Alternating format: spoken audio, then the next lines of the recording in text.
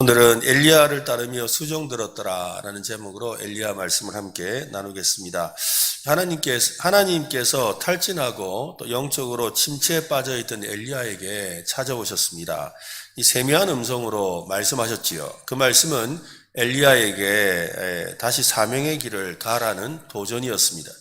하나님은 엘리야에게 이 세 가지 일을 맡기셨습니다. 다메섹에 가서, 다메섹도 이 나라거든요. 아람이라는 나라거든요. 그래서 이 다메섹 지역에 가서 하사엘이라는 사람에게 기름을 부어서 아람의 왕이 되게 하고, 또 님시의 아들 예후, 님시의 아들 예후는 북이스라엘을 말하는 겁니다. 그래서 이 님시의 아들 예후에게 기름을 부어서 아합의 그 가문을 대신해서 이스라엘의 왕이 되게 하고, 그리고 세 번째는 엘리사에게 찾아가서 엘리사에게 기름을 부어서 엘리야를 대신해서 선지자가 되게 하라라는 것입니다. 이 세 가지 사명 모두 기름을 붓는 일과 연관이 있습니다. 이 왕으로 세우기 위해 기름을 붓고 또 선지자로 세우기 위해 기름을 부어야 합니다. 엘리야에게 맡긴 사명은 이 세 가지 모두 다 쉽지 않은 그런 사명입니다. 이방 나라에 가서 그들을 왕으로 세우겠다고 하는 이 하나님의 말씀을 전하고 기름을 부어 왕이 되게 하는 일을 한번 생각해 보세요. 엘리야가 무슨 자격으로? 그렇지 않겠습니까? 엘리야가 무슨 자격으로? 제가 만약에 그죠?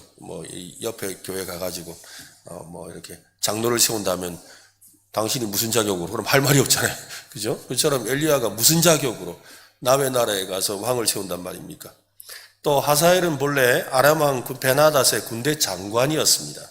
근데 역사적으로 이 왕을 죽이고 베나닷 왕을 죽이고 이 하사엘이 왕위에 오르거든요. 이후에 줄곧 이 북이스라엘을 괴롭히는 인물이 되었습니다. 그런 사람을 왕으로 기름 부으라고 하시는 거예요. 하나님께서 하사엘을 북이스라엘에 대한 징계의 채찍으로 사용하실 계획을 알려주신 것입니다. 아합의 아내 또 우리 이제 하나님께서 하사엘을 아합의 아내 이세벨이 두려워서 이 호렙산까지 지금 도망와 있는 엘리야잖아요. 그런 엘리야에게 아합을 대신해서 예후를 왕으로 세우기 위해 기름을 부으라고 합니다. 한마디로 무슨 말입니까? 모반을 일으키라는 거잖아요. 왕이 있는데 그 왕 대신에 다른 왕을 세우라고 했으니까요. 실제로 엘리야는 예후에게 기름을 붓지는 않았습니다. 예후에게 실제로 기름을 부은 사람은 그의 후계자 엘리사입니다. 엘리야에게 임한 하나님의 말씀은 앞으로 일어날 일을 예고하신 겁니다. 하나님은 이스라엘이 언약을 저버리고 타락한 것에 대해서 심판하실 것이라는 말입니다. 이스라엘이 언약을 저버리고 타락한 것에 대해 심판하실 것이라는 거지요. 하나님은 때가 되면 모두 이루어질 것이다. 패역한 자들에 대하여 심판이 준비되었다. 그들을 정벌할 자들을 뽑히고 이제 지명될 것이다. 그 일을 수행하여라 라고 그렇게 말씀하신 겁니다. 오늘 보면 17절을 한 번 더 보세요. 17절에 보면 하사엘의 칼을 피하는 자를 예후가 죽일 것이요 예후의 칼을 피하는 자를 엘리사가 죽이리라. 하나님께서 맡기신 이 세 가지 사명 가운데 그래도 가장 쉬운 일이 엘리사에게 기름을 붓는 거죠. 안 그렇겠습니까? 하나는 이웃 나라에 가서 왕을 세우는데 기름 부라 그러고, 하나는 자기 나라에게 가서 왕이 전혀 다른 사람에게 기름 부어서 왕이 되게 하라 그러는데, 세 번째는 누군지는 모르지만 엘리사라는 사람한테 가서 기름을 부어 선지자가 되라고 하니까 이 세 가지 중에서는 제일 안전해 보이고 제일 그래도 이렇게 쉬워 보이는 일이 엘리사에게 가는 일이지요. 하나님은 이 엘리야와 그의 후계자 엘리사가 해야 할 일을 명하셨습니다. 엘리야는 예기치 않게 사명을 들었지요. 갑작스러운 사명의 말씀입니다. 하나님의 말씀을 듣고 이 호렙산을 내려갑니다. 하나님의 명령을 따라 제일 먼저 엘리사를 찾아갔습니다. 아마 제일 쉬운 걸 한 것 같아요. 하나님은 북이스라엘의 수많은 사람 가운데 한 사람을 지목해서 그의 이름을 말씀하셨습니다. 그가 바로 엘리사입니다. 엘리사에 대한 소개가 나오는데요. 16절 말씀에 다시 한번 보세요. 너는 또 님시의 아들 예후에게 기름을 부어 이스라엘의 왕이 되게 하고 또 아벨 무홀라 사밧의 아들 엘리사에게 기름을 부어 너를 대신하여 선지자가 되게 하라. 아벨 무홀라 사밧의 아들 엘리사에게 이라고 그랬어요. 그에게 기름을 부어 너를 대신하여 선지자가 되게 하라라고 했거든요. 하나님은 엘리야를 정확하게 지목하셨습니다. 엘리야는 하나님의 지시를 따라서 엘리사를 만났는지 아니면 이전에 잘 알고 있는 사이였는지는 정확하게 알 수는 없습니다. 엘리야는 엘리사를 만나러 갑니다. 저는 하나님이 엘리사에 대해서 언급하셨던 말씀을 가만히 한번 오늘 말씀을 준비하면서 묵상해 보았거든요. 엘리사에게 기름을 부어서 너를 대신하여 선지자가 되게 하라. 이 말을 들은 이 엘리사의 입장이 되어서 여러분도 한번 생각해 보세요. 엘리야에게 가장 크게 들린 하나님의 말씀은 어떤 것이겠습니까? 엘리사에게 기름을 부어라. 그리고 너를 대신해서 해라. 그리고 세 번째, 선지자가 되게 하라. 여러분 생각에는 어떻습니까?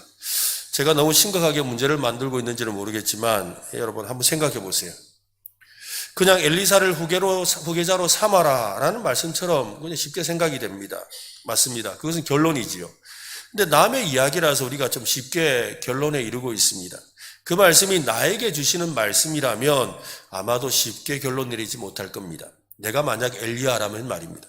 엘리야는 지금 선지자 사역을 그만하겠다고 하나님을 찾아온 게 아닙니다.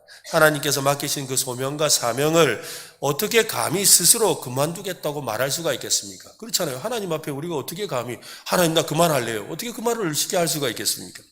그만두고 싶을 정도로 힘들었지만 하나님을 만나서 위로받고 새 힘을 얻고 싶은 거지요. 우리도 그런 날이 있잖아요. 그럴 때마다 이 자리에 오셔서 새 힘 얻으시기를 바랍니다. 그죠? 그런데 하나님께서 엘리야에게 하신 말씀은 전혀 위로나 새 힘을 얻을 만한 말씀이 아닙니다. 엘리사에게 기름을 부어 너를 대신하여 선지자가 되게 하라. 한마디로 하던 일 빨리 정리하고 다음 사람에게 넘기라. 이렇게 말씀하시는 것처럼 들리는 거죠. 그러니까 나는 아직 선지자인데. 그런데 말씀하시는 걸 들어보니까 뭐예요? 엘리사에게 가서 기름을 부어 선지자로 임명하고 그래서 너를 대신해서 선지자가 되게 하라. 이 말은 무슨 말이에요? 니는 여기까지다. 그런 말처럼 안 들리겠어요, 여러분? 여러분들은 늘 거룩하셔가지고, 그죠? 나는 너무 인간적이라 가지고 이거 가만히 생각해보면 그렇게 들려요. 네? 엘리야는 모르겠고 만약 제가 엘리야라면 너를 대신하여 라는 말씀이 제 마음에 꽂힐 것 같아요. 너를 대신하여란 무슨 뜻입니까? 그냥 대신한다는 말입니까? 이 말씀을 남일처럼 생각하지 말고 자기 일로 한번 생각해 보세요. 너를 대신하여. 그 말에는 지금까지 할 만큼 했다는 뜻이에요. 만약에 여러분이 저한테 찾아와가지고 목사님 제가요 그동안 이렇게 봉사를 열심히 하고 선교 왔는데요 참 그동안 제가 열심히 했습니다 이러고 온 거예요. 근데 그래서 그렇지 수고 많았어요 집사님 수고 참 많으셨습니다 고생하셨습니다 아이고 고생하셨어요. 그래서 하는 말인데 그 있잖아요 저 김 집사님 찾아가가지고 그 김 집사님한테 내가 그러더라고 이제 집사님 맡은 일 대신하면 된다고 좀 전해주세요. 그럼 어떻게 하겠어요? 아마 동네방네 다니면서 목사님이 이랬다고 자랑이 아니고 막 그렇게 욕하고 다닐 거예요. 그러겠어요? 예? 그렇지 않겠습니까 여러분? 바로 이런 이야기인 거예요. 엘리야에게 아니 그냥 엘리사 세울 거면 세우면 되지 엘리야한테 왜 너를 대신해서 그 사람을 세우라 이렇게 말하냐 이 말이지요. 가만히 이 말을 곱씹으면 곱씹을수록 마음을 힘들게 하죠. 왜 내가 그만둬야지? 내가 일을 잘못했다는 건가? 나를 대신할 그 사람이 나보다 낫단 말인가? 나를 싫어하나? 나보다 그 사람을 더 좋아하는 뭐가 있는갑네? 이런 마음이 안 들겠어요, 여러분? 하여튼 여러분은 너무 거룩하시다니까? 그렇지 않겠습니까, 여러분? 이런 생각이 머릿속을 가득 채울 수밖에 없죠. 특히나 성공적으로 일을 수행했거나 지금 일이 잘 진행되는 상황이라면 더욱 마음이 복잡할 수밖에 없습니다. 우리와 성전이 같은 엘리야였으니 그런 번민에 사로잡히는 것은 당연하지 않겠습니까? 하지만 엘리야는 그런 생각에 늪에 빠져들지 않았습니다. 그러나 하나님의 말씀에 순종합니다. 즉시 엘리사를 찾아갑니다. 앞에서 하나님께 맡기신 세 가지 사명 중에 엘리사에게 기름을 부어 선지자로 세우는 것이 가장 쉬워 보인다고 했습니다. 근데 그 일은 진짜 어려운 일이죠. 보기는 쉬워 보이지만 가장 힘든 일이 나를 대신할 사람을 직접 세우고 뒤로 물러나는 거예요. 오늘날 우리 교회는 원로 목사님이 안 계셔서 그런데요. 오늘날 우리 한국 교회 많은 교회들이 원로 목사님과 이 후임 목사님과의 사이가 안 좋아가지고 갈등을 참 많이 겪어요. 참 어려워요. 또 원로 우리 교회는 전혀 그렇지 않은데 원로 장로님과 시무 장로님 사이에 그런 문제로 교회들이 어려움을 참 많이 겪거든요. 내가 어떻게 해서 살아왔, 내가 어떻게 했는데, 라는 그런 것들이 굉장히 많거든요. 내가 대신할 사람을, 나를 대신할 사람을 직접 세우고 뒤로 물러나는 거, 이거 굉장히 어려운 거예요. 가라고 하실 때 가는 것은 쉬운 일이 절대 아닙니다. 가고 있는데, 그죠? 우리가 하나님, 너 저기 가서 일해라 할 때, 정말 가기 싫은데 가라 하는 마음에, 순종하는 마음으로 갔어요. 근데 가고 있는데, 가서 열심히 일하고 있는데 갑자기, 그만해라. 그런다고요. 그만해라. 그 말을 듣고 멈추는 것은 더 어려운 일이에요. 굉장히 힘든 일이에요. 멈추려면 관성을 이겨내야 되죠. 관성이 뭔지 아시죠? 그죠? 관성이 뭔지 아시죠? 언젠가 한번 중국에서 일어난 무슨 사진을 한번 봤는데 그 컨테이너 안에 뭐 엄청난 그 대리석을 싣고 가다가 갑자기 끽 섰는데 그 안에 있는 대리석이 관성으로 그냥 앞으로 밀고 나와가지고 사고가 난 장면을 봤거든요. 그죠? 멈췄을 때 계속해서 운동하던 그것을 계속 가려고 하는 그 작동하는 힘이 관성이라는 거잖아요. 이 관성의 법칙이죠. 멈춰야 하는데 계속해서 앞으로 나아가려는 현상을 말하는 거예요. 가만히 돌아보면 이 관성의 법칙이 영적인 생활에도 작용합니다. 하던 일을 멈춰야 할 때 쉽게 멈추지를 못하지요. 여운이 남고 미련이 남아서 더 그렇습니다. 하지만 하나님께서 멈추라고 하시면 멈춰야 합니다. 다시 생각해 봐야 돼요. 어디에 멈추라는 말씀이, 오늘 말씀에 어디에도 멈추라는 말씀은 없어요. 엘리사에게 기름 부어, 그게 멈추라는 말은 아니잖아요. 너를 대신하여, 그것도 사실 멈추라는 건 아니에요. 선지자가 되게 하라, 그것도 멈추라고 하신 말씀이 아니에요. 엘리야에게 하나님은 이를 멈추라고 하지 않으셨어요. 근데 마치 우리도 그런 말을 들으면 아이고 내가 보고 그만하라 하는갑다 이 생각하는 거예요. 아이고 하나님 날 싫어하는갑다 그렇게 생각하는 거예요. 어디에도 멈추라는 말이 없는데 하나님은 오히려 뭐 하라 하셨어요? 멈추라 하셨어요? 일하라 하셨어요? 일하라 그러신 거예요. 일하라고. 근데 그 일이 내가 하던 일과는 다른 일이죠. 그동안 내가 해오던 일과 다른 일을 하나님이 지금 맡기고 계시는 거예요. 근데 그것을 그만두라고 하는 것처럼 듣는다는 거지요. 너를 대신할 사람에게 넘기고 그만두라고 하지 않으셨습니다. 엘리야를 찾아서 기름을 붓고 선지자가 되게 하고 너를 대신하여 일하라고 하셨죠. 일하게 하라 하셨지요. 일을 멈추라는 말이 아니라 이제 그 일을 돕는 일을 하라는 겁니다. 일의 방향을 바꾸라는 거지요. 일의 방법이 바뀌었다는 겁니다. 일의 종류가 바뀌었습니다. 근데 자기가 지금까지 하던 일을 고집한다면 그것은 어떻게 되겠어요? 하나님의 뜻에 불순종하는 것이지요. 하나님은 엘리야를 더 나은 삶으로 더 좋은 일에 사용하기를 원하셔서 그런 말씀을 하시는 겁니다. 참으로 안타까운 것은 우리가 내가 하나님 앞에 이렇게 헌신하고 여기까지 달려왔는데 여길 멈추라고요? 안 하는 계속해야 돼요. 그렇게 생각하면서 이제는 하나님의 뜻이 아니라 내가 이까지 한 것을 내가 계속 해야 된다는 생각 속에 사는 거죠. 이것이 심각한 문제죠. 이것이 우리의 삶과 교회의 어려움을 겪는 이유예요.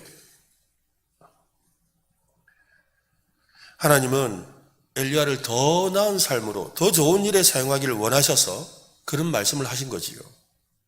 엘리야가 싫어서 야 네가 좀 이세벨한테 그런 말 좀 들었다고 그래가지고 힘 빠져가지고 신체에 빠져가지고 죽을 똥 살똥 한다고 에이구 네 같은 거 그런 생각 안 하셨어요.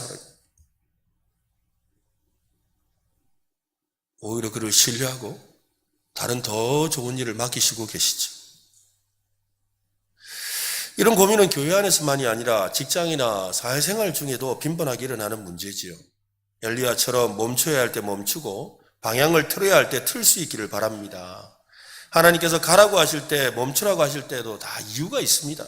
그 이유는 순종해 보면 알더라고요. 순종해 보면 알아요. 저도 목회를 하면서 그렇더라고요.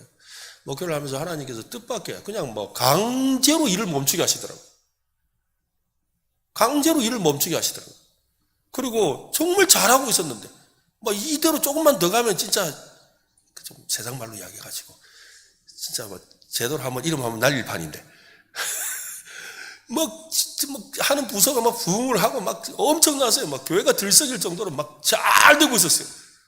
그런데 턱 하고 그냥 가로막더라고요. 도저히 하나님이 왜 그러시는지 모르겠더라고요. 그런 일이 생겨요. 근데 순종해 보니까,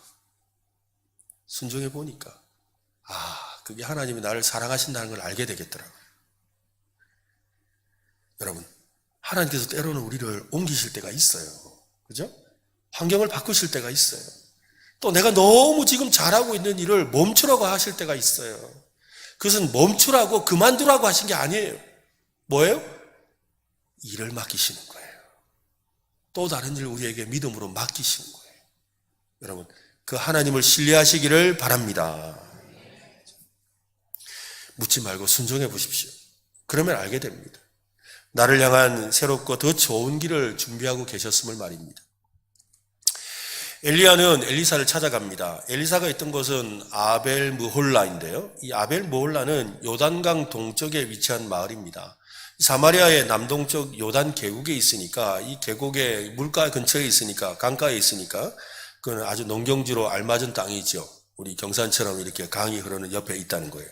엘리야가 엘리사를 찾아갔을 때 그는 밭에서 농사를 짓고 있었습니다. 19절을 보세요. 엘리야가 거기서 떠나 사밧의 아들 엘리사를 만나니 그가 12겨리 소를 앞세우고 밭을 가는데 자기는 12째 겨리소와 함께 있더라. 엘리야가 거리로 건너가서 겉옷을 그 위에 던졌더니 12겨리 소를 앞세우고, 여기 몇 마리냐면요, 12겨리, 한 겨리가 2마리예요. 그러니까 몇 마리? 24마리. 세상에 24마리를 세워가지고, 그래가지고 농사를 짓는다. 보통 농사 아니죠? 대답 좀 해주세요. 그죠? 보통 농사 아니에요. 그죠? 그렇잖아요, 여러분. 소를 24마리를 세워가지고 쟁기질 하는 게 이게 보통 농사입니까, 여러분? 대단한 농사예요. 어떤 학자들은 그래서 말이 되냐, 24마리나 이렇게 세워가지고 줄 세워서 농사를 짓는다는 게 말이 되냐 하면서, 그거는 아마도 24마리의 소를 묶어서 밭을 갈아야 할 정도로 굉장히 넓은 밭을 가진 사람이란 뜻일 거다 이야기하고, 또 어떤 학자들은 실제로 성경이 24마리 12겨리 소로 하는데 12겨리 맞지? 라고 하고 그래요. 근데 둘 다 같은 이야기죠. 그죠? 하여튼 굉장히 큰 농사 짓는 부자였다 이 말인 거죠. 땅도 크고 굉장히 했다는 거예요. 거기에 있는 농부였다는 겁니다. 그것도 엄청난 밭과 소를 소유한 농부라는 거지요. 엘리야는 밭을 갈고 있는 엘리사를 보자 걸음을 멈추었습니다. 엘리사가 있는 곳으로 가서는 자기 겉옷인 털옷을 던졌습니다. 당시에 이 팔레스타인 지역에서 이 겉옷은 이 의복 이상의 의미가 있었습니다. 겉옷은 개인의 신분과 권위를 상징하는 중요한 그런 도구였죠. 그래서 겉옷을 던지는 행위는 당시 문화에서 두 사람 간의 아주 중요한 관계의 변화를 의미합니다. 즉, 왕이 자신의 겉옷을 벗어서 다른 사람에게 준다는 것은 어떻게 하는 거예요?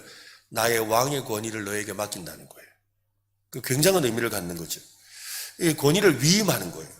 엘리야가 엘리사에게 이 겉옷을 던진 것은 이 그를 선지자직에 임명하고 자신의 그 사역을 대신할 사람으로 지금 임명하는 상징적인 행동이었습니다. 엘리야의 옷을 엘리사가 가지게 되는 것은 시간이 조금 더 흐른 뒤에 다음 주에 기대하시라 개봉박도 그때 설명할 거예요. 근데 엘리야가 하늘로 승천하고 난 다음이죠. 엘리야가 하늘로 올라간 후에 엘리사는 그 겉옷을 주워서 요단강을 가르며 물을 가르는 기적을 행합니다. 엘리사의 겉옷은 엘리사의 사역에 있어서 아주 중요한 역할을 했어요. 엘리야의 겉옷을 하나님께서 부여된 권위와 능력을 상징하는 겁니다. 그런 겉옷을 엘리사에게 던졌다는 거예요. 자기의 능력과 권위를 어떻게 하는 거예요? 옛단이 가져라. 준 거예요. 이게 준 거죠. 여러분, 사람은 영원하지 않습니다. 하나님의 일은 이 세대에서 다음 세대로 위임되어야 돼요. 전달되는 것을 위임한다는 거죠. 맡기는 거. 내가 저 사람에게 나의 이 고난과 능력을 맡기는 걸 위임이라잖아요. 하나님은 그것을 위해 엘리사에게 기름을 부으라고 하셨습니다. 마치 이어 달리기에서 이 바통을, 그죠? 우리 개주하면 앞에서 달리는 사람이 달리다가 이제 저 앞에 서 있는 사람한테 바통을 탁 전달해야 되잖아요. 바로 이 바통이 바로 겉옷이었다는 거죠. 그래서 다음 주자에게 넘기는 것처럼 자신의 겉옷을 그렇게 던진 겁니다. 바통을 잘 전달해 주는 것이 중요하죠. 여러분, 개주에서 제일 문제가 뭐예요? 바통 떨어뜨리는 거. 맞잖아요. 1등으로 아무리 달리더라도, 그죠? 뭐, 어설프게 던져주면, 막 떨어뜨리면 꼴찌라. 어떻게 하든지 딱 끝에 대고, 그죠? 딱 이렇게. 딱 이뤄줘야 돼. 그쵸? 이런 먼저면서 받아라 이러면 떨어뜨리는 거라. 그러니까 손에 탁 하고 줘야 돼. 이렇게 주지 않으면 안 되는 거잖아요. 바로 그런 거예요. 우리의 믿음과 사명을 다음 세대에게 잘 물려줘야 되는 거죠. 하나님의 역사가 지속될 수 있도록 해야 합니다. 이 바통을 하는 것은 책임을 떠넘기는 것이 아닙니다. 함께 책임을 공유하고 사명을 계승하고 하나님의 일을 이어가는 아주 중요한 과정이라는 거지요. 사도 바울은 이 디모데에게 이렇게 권면했습니다. 디모데후서 2장 2절인데요. 같이 한번 읽읍시다. 시작. 또 내가 많은 증인 앞에서 내게 들은 바를 충성된 사람들에게 부탁하라. 그들이 또 다른 사람들을 가르칠 수 있으리라. 충성스러운 사람들에게 부탁하고 그들은 또 다른 사람에게 가르칠 수 있도록 도와주라는 거죠. 이게 중요한 거예요. 지금 이제 엘리사가 하는 일이 뭐냐면 자기 것을 전달해서 그것을 그 사람이 더 발전시켜 더 잘하도록 하는 일을 이제 해야 되는 거예요. 이게 자기에게 주어진 일이라는 거죠. 이것이 진정한 위임입니다. 예수님도 이 위임을 명령하셨죠. 예수님은 이 땅에서 사역을 마치고 제자들에게 그 사명을 이어받도록 하셨습니다. 예수님은 승천하시기 전에 제자들에게 하셨던 명령이 바로 그거예요. 마태복음 28장에 그러므로 너희는 가서 모든 민족을 제자로 삼아 예수님께서 자기 일을 누구에게? 제자들에게 맡기셨잖아요. 제자들아 너희들이 가서 모든 민족으로 제자를 삼아라. 아버지 아들과 성령 이름으로 세례를 베풀고 내가 너에게 분부한 모든 것을 가르쳐 그들로 하여금 지키게 해라. 그렇게 말씀하시는 거예요. 내가 너에게 한 것처럼 너희도 가서 그렇게 해라 라고 말씀하시는 거예요. 제자들이 예수님의 사역을 이어받아 복음을 전파하고 하나님의 나라를 확장하기 위해 또 다른 제자를 배출하라고 하셨지요. 예수님의 제자들은 이 명령을 따라 전 세계로 나가서 복음을 전하며 교회를 세우는 사명을 지금까지 감당하고 있는 거지요. 우리의 사역을 이 다음 세대에 잘 전달해야 됩니다. 이를 통해 하나님의 나라가 확장될 수 있도록 힘써야 돼요. 여기서 다음 세대라는 건 우리 지금 교육부서 말하는 게 아니에요. 여기 지금 같으면 올해 권사 2024년 권사 회장님이 2025년 권사 회장님한테 잘 넘겨야 돼요. 예? 잘 넘겨야 돼요. 나는 고생 많았는데 그래 네가 한번 맡아서 빼 빠지게 해봐라. 이러면 안 돼요. 그래가지고 뭐 어떤 사람들은 어떻게 해요? 그 뭐 자료도 하나도 안 줘. 일부러 네가 한번 골탕 먹어봐라 하고 안 주는 거야. 그러면 안 돼요, 여러분. 부서에서도 마찬가지예요. 그렇잖아요, 그죠? 여기서 부장님이 뭐 이렇게 열심히 했는데 부서가 잘 됐어요. 근데 이제 다른 부서로 옮겨가게 됐으니까 그래 내가 웃기는 거 안 준다. 내가 뭐하러 주는 내가 고생해서 한 건데. 지도 고생을 해봐야지. 그러면 안 되는 거예요, 여러분. 바로 이야기예요, 이야기. 네? 오히려 어떻게 해야 돼요? 그 사람이 잘할 수 있도록 자료도 남겨주고 또 환경도 만들어주고 여러분 그렇게 해야 되는 거잖아요. 그런데 나중에 물어보면 몰라 네가 알아서 해봐라. 나도 내가 알아서 했다. 이러면 그러면 안 되는 거예요, 여러분. 바로 이야기를 여러분. 지금 우리의 현실적인 이야기를 하는 거예요. 여러분. 실제 우리 안에 일어나는 이야기. 그러니까 내 대에서 머무는 것이 아니라 내 다음 대에서 더 잘 돼야 되는 거죠. 맞죠? 그게 진짜 사역을 잘하는 거예요. 그러니까 내가 섬기고 난 그 다음에 잘 돼야 진짜 잘 되는 거예요. 항상 그래요. 어떤 사람은 그래서 이 사람 복이 있죠. 앞에가 잘 해놓고 거저 먹는 사람이 있어. 다음 사람이. 그죠? 근데 문제는 뭐예요? 자기는 거저 먹고 다음 사람한테 아무것도 안 주고 가는 거야. 그런 어려움이 생기는 거예요. 그만큼 안타까운 일이 어디 있어요? 바로 엘리야가 지금 해야 될 일이 바로 그거라는 거예요. 엘리야 너 잘했다 이 말이에요. 그런데 네 다음 엘리사에게 이걸 잘 전달해서 엘리사가 더 잘하게 하라는 거예요. 그 일을 말씀하시는 거예요. 지도자의 사명은 단순히 자신의 사역을 마치는 데 그치면 안 됩니다. 그것은 다음 세대가 그 사명을 이어받아 하나님의 일을 계속해 나갈 수 있도록 준비시키는 거지요. 위임은 하나님의 계획이 지속적으로 이루어지도록 하는 중요한 과정입니다. 우리가 맡은 역할을 다른 사람에게 적절하게 믿고 맡겨줘야 되죠. 그리고 다른 일로 부르시는 하나님의 소명에 나는 순종해야 되는 거예요. 이게 참 중요하죠. 그때 하나님의 뜻은 바통을 이어받은 그 사람을 통해 더욱 효과적으로 어떻게 되겠어요? 수행되는 거예요. 세례 요한은 예수님을 향해 뭐라 했지요? 그는 흥하여야겠고 나는 쇠하여야 하리라. 그는 어떻게 자신의 사역을 위임하고 더욱 발전해 나갈 수 있는지 잘 알고 있었습니다. 내가 쇠하여지고 그가 흥하는 거죠. 여러분, 굉장히 어려워요. 나도 열심히 했는데, 내 다음에 온 사람이 더 잘해봐. 왠지 나는 되게 못한 것 같거든요. 막 그래요. 괜히 그냥 거기에 대해서 뭘 한 소리 하고 싶어요. 근데 사실은요, 그 다음 사람이 잘하게 된 건 내가 잘해서 잘 넘겨줬기 때문인 거예요. 근데 그게 표는 안 나죠. 그래서 주님이 칭찬하시는 거예요. 주님이 칭찬하신다. 주님은 그걸 아시니까. 그런데 그걸 굳이 좀 드러내고 싶어서 하면 어떻게 돼요? 네가 이번 내가 하던 걸 네가 몰라서 그런데 하고 선배가 후배한테 뭘 가르치려고 그러고 이러다 보면 뭐예요? 그걸 가만두고 앉아있는 사람이 어디 있어요? 그게 서로 싸우게 되는 거지. 그런 일이 생기는 거예요. 우리 삶에 실제로 일어나는 모든 일이 이거잖아요. 거의 대부분이 일이. 이 이야기예요. 하나님의 일, 여러분. 사실은 내가 쇠하여지고 그가 흥한다라는 이 표현의 정확한 의미는 하나님의 일이 지금보다 더 발전하고 흥하게 되는 거죠. 맞잖아요. 내가 하는 일보다 그가 흥하여야 되겠다는 말은 그 사람이 잘 된다는 게 아니라 그 사람을 통해 누구의 일이? 하나님의 일이 잘 되는 거잖아요. 우리가 그런 마음을 가져야 돼요. 그렇게 섬기시기를 바랍니다. 그죠? 그런 마음으로 우리가 섬겨야 되는 거예요. 사람의 관점이 아니라 하나님의 관점에서 볼 수 있어야 한다는 말입니다. 세례 요한처럼 위임을 통해 하나님의 계획이 끊임없이 이루어질 수 있도록 준비하는 것. 그것이 우리의 책임이고 해야 할 일이라는 거죠. 여러분, 그런 점에서 여러분의 자리에서 최선을 다하시기 바랍니다. 그리고 다음 사람에게 잘 넘겨주는 여러분 되시기를 바랍니다. 우리 신앙도 마찬가지죠. 우리의 신앙이 우리 자녀에게도 잘 전달돼야 돼요. 이 전달하는 게 너무 중요해요. 나는 잘 믿는데 내 자식은 제대로 못 믿으면 안 되잖아요. 내 자식 때는 더 잘 믿어야지. 아멘? 맞잖아요, 여러분. 우리 교회도 우리 그 목사님 계실 때 잘했는데 지금은 이러면 안 돼요. 그죠? 그 목사님 계실 때 잘했는데 지금은 더 잘 된다. 이래야 되는 거지. 그 집사님이 있을 때 그 부서가 참 좋았는데 하면 안 돼요. 어떻게 돼야 돼? 지금은 그 집사님 덕분에 더 잘 된다. 네. 이렇게 말할 수 있는 우리 모두, 우리 교회가 되기를 예수님의 이름으로 축원합니다.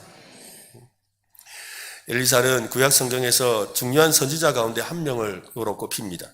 아마도 성경에 등장하는 선지자 중에 가장 기적과 예언에 관한 기록이 많은 선지자예요. 실제로 보면 엘리사하고 엘리야하고 비교하면 기적은 엘리사가 더 많이 했어요. 이제 우리 엘리야 이야기가 끝나면 엘리사 이야기를 하려고 하는데요. 엘리사 이야기에 보면 온갖 기적이 다 나타나요. 굉장해요. 그리고 진짜 엄청난 역사가 일어나거든요. 그러니까 구약에서 선지자 하면 대표가 엘리야예요. 그 구약의 역사를 통해서 이야기할 때 그 예수님도 나중에 그 변화산에서 만났을 때 누구를 만났어요? 모세와 엘리야를 만나잖아요. 그리고 세례 요한이 낙타 트롯을 입고 있었던 이유는 뭐냐면 그가 엘리야처럼 엘리야가 선지자의 대명사니까. 엘리야가 아까 무슨 옷 입고 있다 그랬어요? 트롯을 입고 있다 했잖아요. 그래서 세례 요한도 트롯을 입는 거예요. 그러니까 선지자 하면 대명사는 누구였다고요? 엘리야예요. 구약의 선지자 하면 엘리야예요. 그런데 엘리야보다 기적은 누가 많이 했다? 엘리사가 많이 했어요. 그러면 결과적으로 평가는 그죠? 내 후대가 더 잘했냐 못했냐가 아닌 거죠. 하나님이 내리시는 거예요. 그죠? 엘리야가 더 위대한 것은 뭐예요? 기적을 많이 해서가 아니에요. 그가 그런 엘리사를 지도했기 때문이죠. 맞잖아요. 그런 엘리사가 되도록 도와주었기 때문인 거예요. 만약에 엘리야가 나쁜 마음 먹고 아니 얘가 지금 나보다 기적을 많이 하네? 안 되지 이러면서 방해했다면 어떻게 되겠어요? 방해했다면 어떻게 되겠습니까? 밭에서 일하고 있는데 낯선 사람이 찾아왔습니다. 이름을 묻더니 자기 겉옷을 던져 엘리사에게 던져주었죠. 엘리사는 그의 옷을 보고 엘리야인 줄 알았습니다. 그는 신속하게 행동합니다. 20절 말씀 한번 읽어봅시다. 시작. 그가 소를 버리고 엘리야에게로 달려가서 이르되 청하건대 나를 내 부모와 입맞추게 하소서. 그리한 후에 내가 당신을 따르리이다. 엘리야가 그에게 이르되 돌아가라. 내가 내게 어떻게 행하였느냐 하니라. 이 참 어려운 말씀이에요. 아마도 엘리사는 민족의 우상 숭배에 대해서 깊이 단식하며 기도하던 사람이었던 것 같습니다. 자기 민족의 어려움과 지금 처한 자신의 문제에 대해서 이 하나님의 뜻이 궁금해서 하나님께 기도하던 사람이었던 것 같습니다. 하늘에서 하나님은 엘리사가 이 밭을 갈며 기도하는 소리를 아마도 들으셨던 것 같아요. 하늘에서 하나님은 그래서 그 기도에 응답하시고 엘리야를 보내신 겁니다.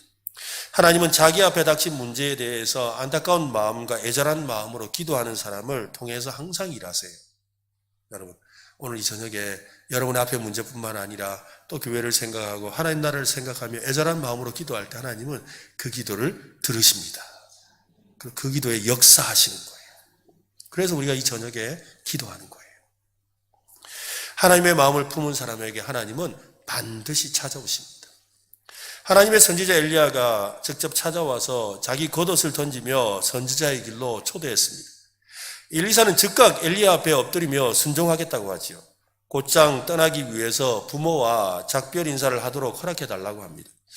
엘리사의 요청에 이 엘리야가 그런 거예요. 돌아가라. 내가 내게 어떻게 행하였느냐. 오늘 본문에 이렇게 나오거든요. 돌아가라. 내가 너에게 어떻게 행하였느냐. 이게 무슨 말인가 좀 저도 말이 좀 어려워요. 살펴보면 이 다른 번역을 보면 무슨 말이냐면 내가 지금 너에게 한 일을 아니. 너 가서 해라. 네가 하고 싶은 대로 해라. 이 말인 거예요. 그런 뜻이거든요. 엘리야는 엘리사의 마음을 이해하고 있는 겁니다. 시간을 지체하기 위한 핑계가 아님을 엘리야는 알고 있습니다.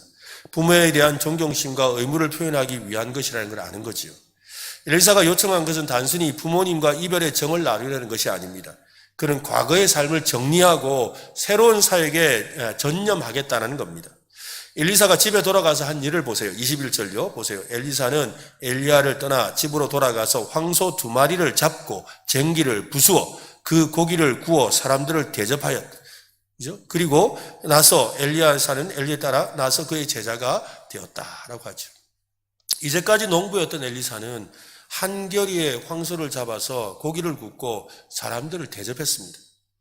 쟁기를 부숴서 고기를 굽는 장작으로 사용했어요. 그러니까 자기가 몰던 그 황소를 잡아가지고 죽였어요. 그래가지고 그 각을 다 뜨고 그는 얘를 굽기 위해서 그 소를 묶어놨던 그 쟁기를 갖다가 풀어가지고 그걸 장작으로 해가지고 불에 구워가지고 그 소고기를 갖다가 또 온 동네 사람 불러가 다 나눠줬다 이 말이에요. 왜 그렇게 했을까요? 왜 그렇게 했을까요? 미련을 두지 않겠다는 거예요. 나는 다시 농사지으러 돌아오지 않겠다는 거예요. 돌아와도 쳐다볼 거리가 하나도 없다는 거예요. 그래서 나는 미련을 남겨두지 않겠다는 거죠. 미련 없이 떠나겠다는 그 마음의 각오인 거예요. 돌아갈 곳이 없다는 거예요. 그러니까 돌아서지 않겠다는 거죠.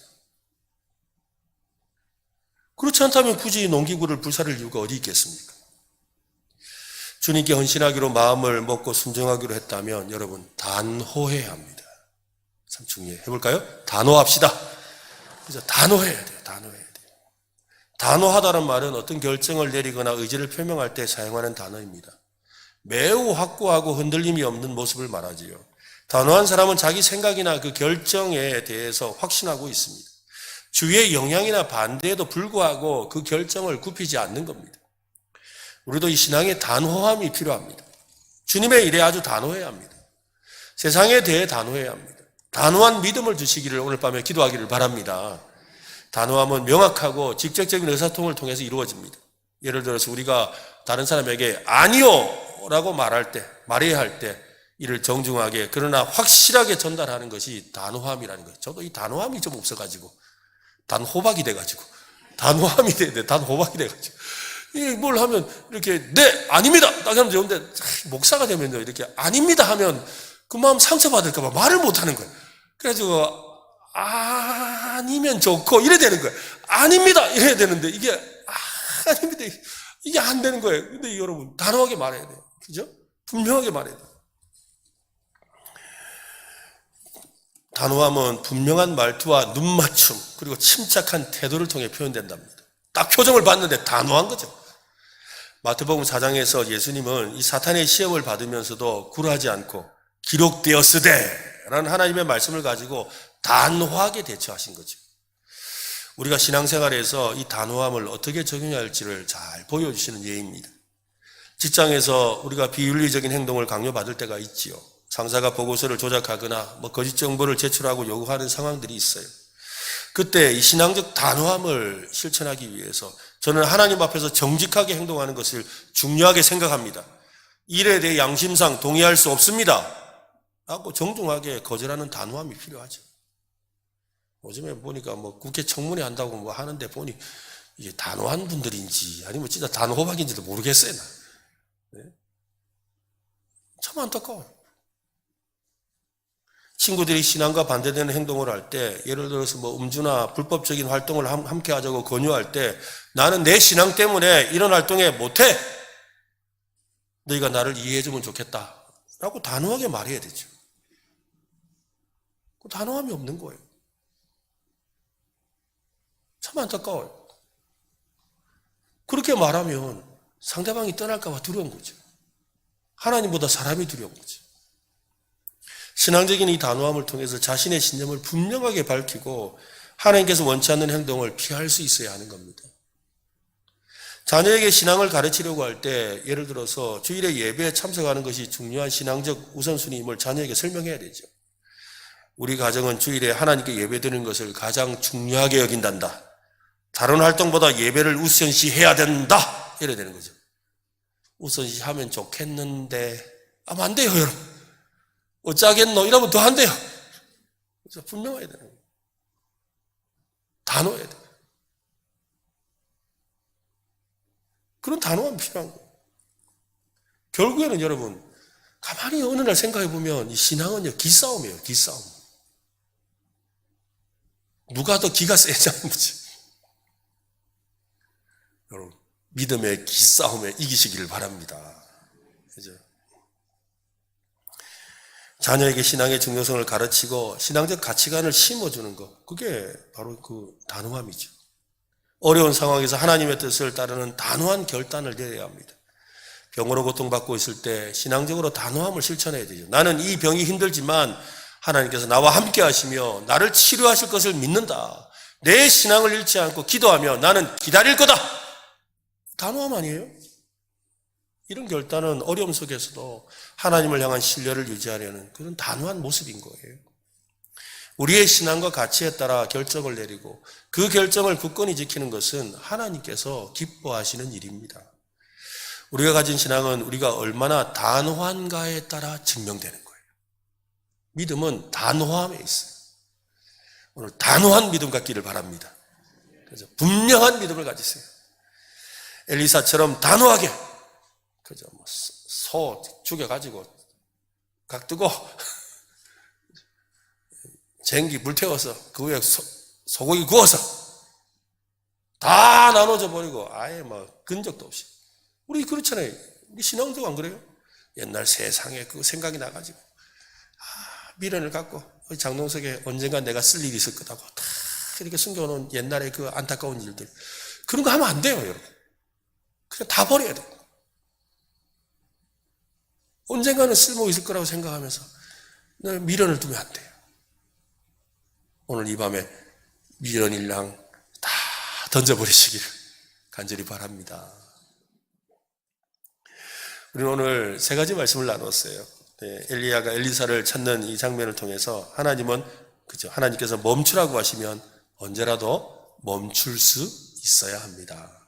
그죠? 멈추라는 것은 실제로 멈추라는 게 아니라는 거죠. 뭐였어요? 하나님께서 다른 일을 맡기시는 거예요. 그 다른 일에 기쁨으로 참여해서 하나님의 큰 일을 보게 되기를 바랍니다. 내가 아니면 안 된다는 생각을 내려놓고 하나님의 일을 다음 사람에게 기꺼이 위임하고 또 그 사람이 그 일을 잘할 수 있도록 도와줌으로 하나님의 일을 완성하시기를 바랍니다. 그리고 무엇보다 단호함으로 하나님의 뜻에 즉각적으로 순종해서 하나님의 길을 열어가는 오늘 저와 여러분 되시기를 예수님의 이름으로 축원합니다.